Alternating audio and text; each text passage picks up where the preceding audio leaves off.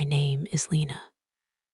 The night I became a wife was both magical and frightening. I had heard many stories about a wedding night. Some girls spoke about happiness. Some spoke about fear. I listened to all of them while growing up, but nothing prepared me for how I would actually feel. That night, my heart felt heavy. Only a short time earlier, the house was alive. Music played loudly. Guests laughed. Women surrounded me, fixing my dress, whispering advice, telling me how lucky I was. My family smiled through tears. My mother hugged me tightly, holding me longer than usual. Now, everything was quiet. The room was dimly lit. The air felt still, almost frozen. The sounds of celebration were gone, like they had never existed. I sat on the bed quietly, my hands folded together. They were shaking, even though I tried to stay calm. A light-colored shawl rested on my shoulders, one my mother had chosen with love. When I touched it, I felt close to her again. Her voice echoed in my mind. Lina, don't rush love. Let it grow. But that night, waiting felt impossible. I had left my parents' home for the first time. Every corner of this house felt unfamiliar. The walls, the furniture, even the silence felt strange. I felt like I was standing at the beginning of a long road without knowing where it would lead. Then the door opened softly. My husband, Amir, walked into the room. He moved slowly, carefully, as if he didn't want to disturb me. He looked calm, serious, and respectful. He greeted me politely and sat down on a chair near the window. And then nothing. No questions, no smile, no conversation, just silence. My heart began to beat faster. I had imagined this moment so many times. I thought he would ask how I was feeling. I thought he would speak gently or at least smile. But instead, he looked down at the floor, lost in his own thoughts.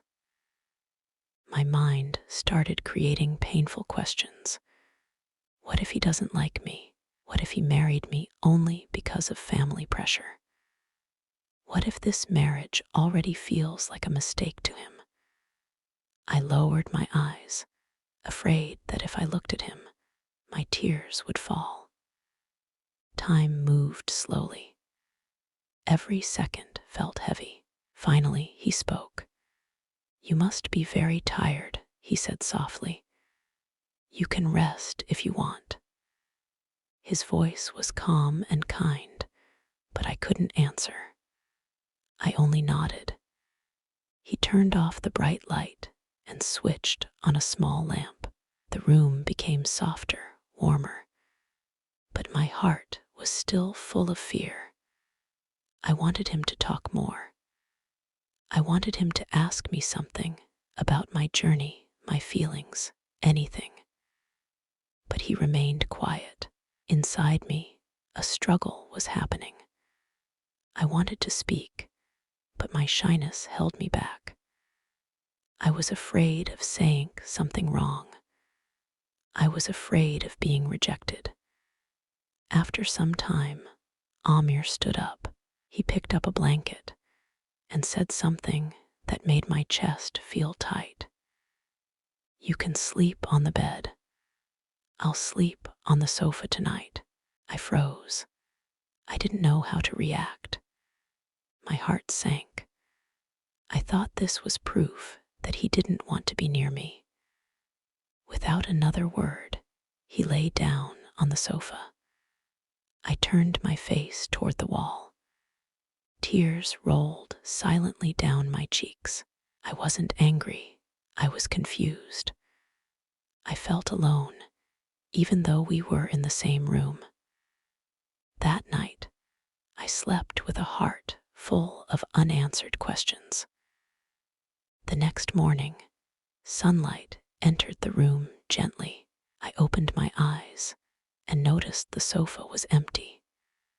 For a moment, fear rushed through me. Did he leave early to avoid me? I stood in front of the mirror. My eyes looked tired and swollen. I barely recognized myself. Slowly, I walked out of the room. In the kitchen, I saw Amir preparing breakfast. He looked peaceful, focused. When he noticed me, he smiled warmly. "Good morning," he said. I nodded quietly. He noticed my silence. "Are you feeling okay?" he asked with concern. I wanted to tell him everything. I wanted to say how scared I had been. But instead, I whispered, "Yes." He studied my face carefully, as if he sensed something deeper. Then he said something unexpected. "I hope I didn't make you uncomfortable last night," he said gently. "I thought you might be nervous. I wanted to give you space so you would feel safe." His words washed over me like calm water. Tears filled my eyes again, but this time they were not from pain. They were from relief. "I misunderstood you," I said softly. He smiled slightly. "I was nervous too," he admitted. "I didn't want to start our life by making you uncomfortable."